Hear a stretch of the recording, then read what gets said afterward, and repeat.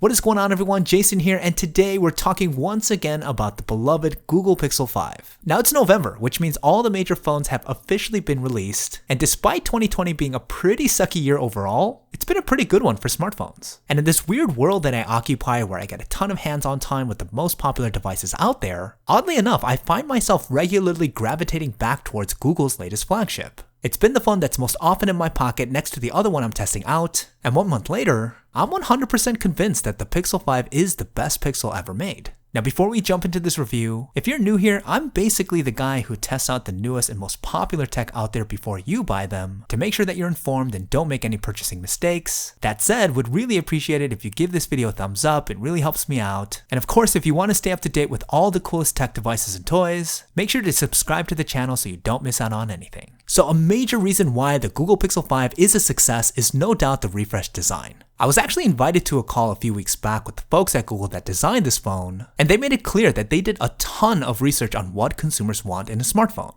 And armed with those results, Google put together the Pixel 5 with the goal to meet as many of those wants as possible. So take the size for instance. The dimensions of the Pixel 5 really hits that sweet spot in terms of having a phone that's super comfortable to hold and operate with one hand, and honestly it's kind of refreshing as the bigger is better trend for smartphones is kind of getting old. And when I personally asked why Google didn't make an XL version of the 5, they said it was because their research showed that a majority of consumers would not find it as enjoyable. Now truth be told, I still would have loved to have seen an XL version of this phone, but I do commend Google's discipline in sticking with their approach. Now the company also knew that although consumers may find a compact phone more practical, they had to be really careful it didn't come at the cost of an immersive user experience. So this is the first Pixel device that's equipped with an edge-to-edge display, finally giving it a screen-to-body ratio that's up to par with 2020 standards. And Google didn't cheap out either. It's a beautiful OLED panel that can get really bright, the colors come off vibrant, you don't get any weird blue off-angle discoloration like the displays Google has tried to use in the past, and it has this small uniform bezel that ensures you don't get any accidental screen touches, but doesn't get in the way of content consumption. And it's a perfect marriage with the phone's size as it really gives you the best of both worlds. You get a portable, easy to carry around device that also gives you 6 inches of screen real estate for your viewing pleasure. Now the icing on the cake here is the 90Hz variable refresh rate, which gives this large screen that buttery smooth feel when navigating around apps. And I get it, an edge-to-edge OLED display with a high refresh rate isn't exactly groundbreaking design elements here, and frankly it's almost the new standard. But it's clear that Google put a lot of thought into the integration of the display and the size of the phone, and the more I use it, the more I do find it enjoyable. Now this is all packaged together in this new recycled aluminum body that I'll admit at first I wasn't sure if I liked or not. It doesn't feel like what you'd expect it to feel like when you think aluminum because it has this coating on it. I had said at one point it felt like cardboard, but after 1 month of using this phone, I think a better way to describe it is that it feels like some kind of stone surface. And I have to say it's unexpectedly grown on me. And I want to make it clear, it's not because this looks and feels like something I would call a major eye pleaser. It's really not going to win any awards for best looking phone anytime soon. But I think a major reason why I keep grabbing the Pixel 5 off my desk when I'm going somewhere is because of how rugged it is. This is the one phone that I've used this year where I feel confident about not using a case, and it's surprisingly freeing. I love being able to throw this in and out of my pockets without having to worry about dings and scratches or shattering the back panel, and it truly lives up to that utility-first mindset that went into this phone's design.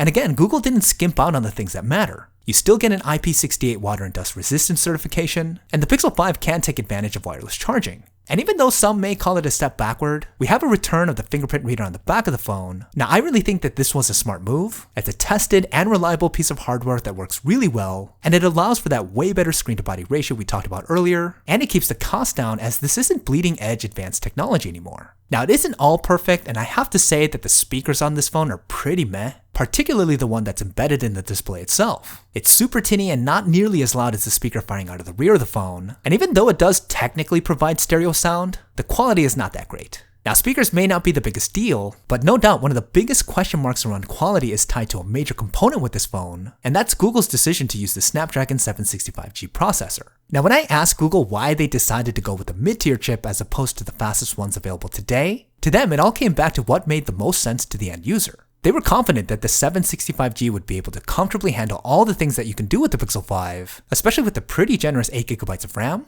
while also making sure it helps deliver in other key areas like battery life. And look, so far I have to say that it's living up to that promise. I've had zero issues with the Pixel 5's performance, and I've been pushing it pretty hard with a lot of gaming recently, and it's been totally fine. And man, I've been extremely impressed with the battery life on this phone, something I was concerned about considering that battery issues plagued last year's Pixel 4. I can easily get through a full day on the Pixel 5, even when playing a ton of mobile Call of Duty, and this phone is the standby battery king out of all the Android phones tested this year. Now yes, you will get a stutter with the image processing when taking photos, as there is no longer a dedicated image processing chip on this phone. After a month of using the Pixel 5, I can say that it'll only bother you if you concentrate on it. I would assume most people aren't going to care that it takes a few seconds for the image to render in your album after the shutter button is hit. And that's especially true because the quality of the image you get is phenomenal, and it almost makes waiting for it to process kind of fun. The Pixel 5 continues to be the best Android phone when it comes to image quality, and could make a good argument for best cameras on a phone overall. Pictures come off sharp, colors are vibrant, you get that classic contrasty look that has a cooler temperature, and the dynamic range is really good. Plus, we finally have the ultra wide angle lens that we all wanted last year, and I've already found that I use it way more than I did the telephoto that was on the 4, and the color reproduction to match the primary camera is well executed. The front-facing camera is also superb. Full transparency, I had some issues with it at first because for some reason my Pixel 5 out of the box had the face retouching feature turned on to full blast, which Google said should have been off by default, and no lie, I was getting some pretty heavily processed selfies which did concern me. But after realizing what was going on, I went into the settings and turned it off, and the quality was immediately better, way more natural than what I was getting before, and no doubt some of the best selfies coming out of any camera right now. Now my major issue with the camera quality is more a concern around what's next for the Pixel. To put it candidly, not much has changed with the way Google goes about their cameras ever since it debuted the Pixel 2 that leapfrogged all the competition, and though the don't fix it unless it's broken philosophy can maybe last up to now, it's no secret that the competition has caught up quickly, and I do worry that Google may be too complacent in this area. And if that's the case, I really do feel as though it may put at risk what I consider to be the major draw for most consumers to the Pixel lineup.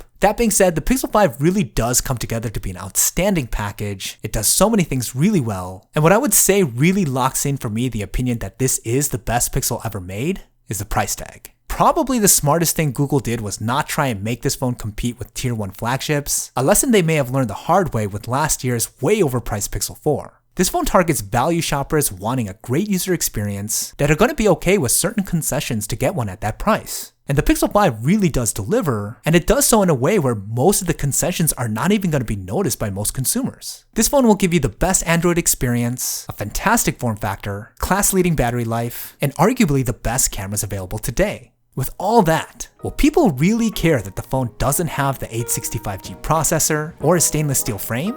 Probably not. Okay, that's about it for this review on the Google Pixel 5. Again, don't forget to leave me a thumbs up if you guys found it useful, I'd really appreciate it. Check out these other reviews on the Pixel 5 here, comment down below with your thoughts and questions, and I'll see you guys in the next one.